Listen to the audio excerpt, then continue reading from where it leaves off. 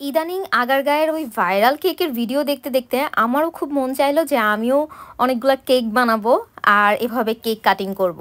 ওদের ভিডিওতে যে এই কেক কাটিংগুলো দেখায় না, ওইগুলো দেখলে পরে আমার খুব মজা লাগে। আমার মনে হয় আমিও এভাবে কেক কাটবো, মানে কেক খাওয়ার থেকে কেক কাটিংটা আমার কাছে সবচেয়ে বেশি মজা লাগে। তো ভাইরাল ভিডিওগুলো দেখে ইন্সপায়ার হয়ে আমি কয়টা কেক বানালাম আর কি ফ্লেভার বানালাম এটাই আমি আজকে আপনাদের সাথে শেয়ার করব। এভাবে ফ্রিজ খুলে ফ্রিজ ভর্তি কেক দেখতে আমার খুবই ভালো লাগে। আর আমি প্রথম দিন এই 3টা কেক দিয়ে ট্রাই করি, এই 3টা কেক বানাই। 2টা চকলেট কেক ছিল আর একটা হচ্ছে অরেঞ্জ কেক ছিল। এটা একটা নর্মাল একটা কেক, আর এটাও একটা চকলেট কেক, ওইটাও চকলেট কেক ছিল। আর এইটা হচ্ছে একটা অরেঞ্জ কেক ছিল। আমি শুধু চকলেট কেকটা কেটে দেখাবো। এই দিনের অরেঞ্জ কেকের ডিজাইনটা একদম ফালতু হয়েছিল, আর যেহেতু আমি বাসায় খাবো, বাসায় কেটে খাবো, আমি নিজেই কাটি, কেউ দেখার মানুষ নাই, সো আমি এত ডিজাইনের দিকে মাথাও ঘামাই না।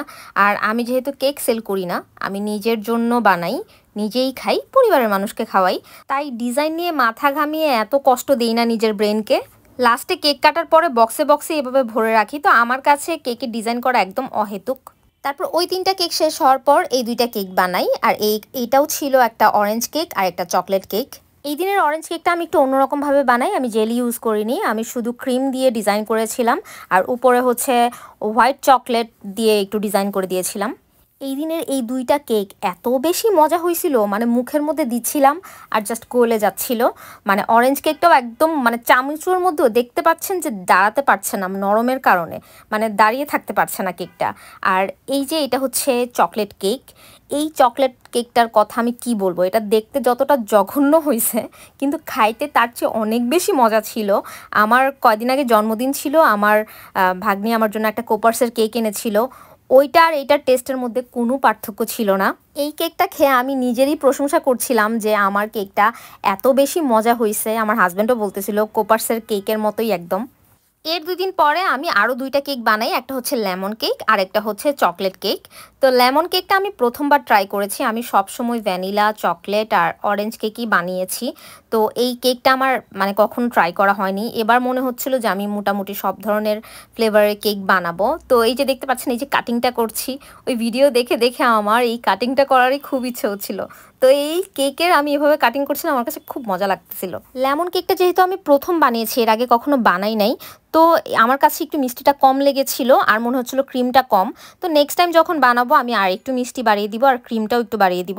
আর এটা হচ্ছে একটা মিনি চকলেট কেক, নতুন একটা মোল্ড কিনেছিলাম, ভেবেছিলাম যে এইটারও একটা কেক বানাই। তার 2 দিন পর আমি এই কেকটা বানাই, এটাও একটা অরেঞ্জ কেক। এটার মধ্যে কোনো কালার ইউজ করিনি, যা হচ্ছে ইমালশনের কালারই হচ্ছে যা কালার হয়েছে, আমি একদমই কালার ইউজ করিনি। তো ইমালশনের কালার ছাড়াও আমার কাছে খুব ভালো লেগেছে কালারটা। এই অরেঞ্জ কেকটা যে কি মজা হয়েছিল, মানে এত নরম, এত সফট, আপনি কাটিং দেখেই বুঝতে পারছেন যে কি পরিমাণে সফট হয়েছে আর খেতে দারুণ হয়েছিল।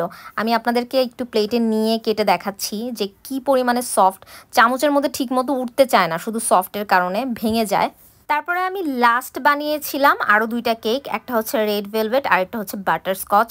আমি এই 2টা ফ্লেভারের কেক কখনোই বানাই নাই, আমি কালকে প্রথম আমি বানিয়েছি এবং বানানোর পর আমি নিজের প্রশংসা নিজেই করছিলাম, এত বেশি মজা হয়েছিল, এত বেশি সফট হয়েছিল। রেড ভেলভেটটা নিয়ে আমি একটু কনফিউজড ছিলাম যে ভালো হবে কিনা, কারণ আমার বাইরের রেড ভেলভেট এত একটা পছন্দ হয় না, আমার শুধু স্পেসিফিক কয়েকটা জায়গায় রেড ভেলভেট পছন্দ, যেমন এর মধ্যে আছে সিক্রেট রেসিপি, তারপর আরেকটা ছিল ওইটার নাম বলতে পারছি না। এই 2টা জায়গার আমার হচ্ছে রেড ভেলভেটটা পছন্দ। আর এখানে বাটারস্কচটাও নিয়েও আমি একটু কনফিউজড ছিলাম যে আসলেই প্রথম বানাচ্ছি, ভালো হবে কিনা। বাটারস্কচটাও অসাধারণ হয়েছে, এত সফট, এত নরম, দেখতেই পাচ্ছেন যে আমি কাটতেছি কত সুন্দর করে ইজিলি কেটে যাচ্ছে এবং এত নরম তুলতুলে হয়েছিল।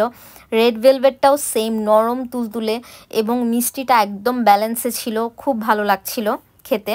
আমি আপনাদের বাটারস্কচটা একটু কেটে দেখাচ্ছি প্লেটে নিয়ে যে এটা কতটা নরম। এই যে নরমের কারণে কিন্তু ভেঙে যাচ্ছে, চামচে ঠিক মতো উঠতে চায় না।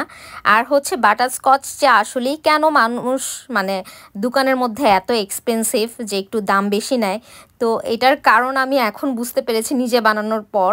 এটা যেরকম বানাতে কষ্ট, এরকম ইনগ্রেডিয়েন্টস অনেক বেশি লাগে, অনেক মানে কাজু বাদাম দিয়ে বানাতে হয়, মানে কাজু বাদামের প্রাইস অনেক বেশি। তারপর রেড ভেলভেট কেকটা আমি আপনাদেরকে কেটে দেখাচ্ছি, আমি সাবধানে কাটতেছি যেন মাঝখানে ভেঙে না যায় নরমের কারণে। যাই হোক, আমি এই কয়দিনে 10টার মতো কেক বানিয়েছিলাম। আপনারা কষ্ট করে আমার ভিডিওটা দেখেছেন, এই জন্য অসংখ্য ধন্যবাদ। আমার এই পচামার্কা ডিজাইনের কেক দেখতেছেন, কিন্তু খেতে কিন্তু অনেক মজা। আজকের মতো এখানেই বিদায় নিচ্ছি। আল্লাহ হাফেজ।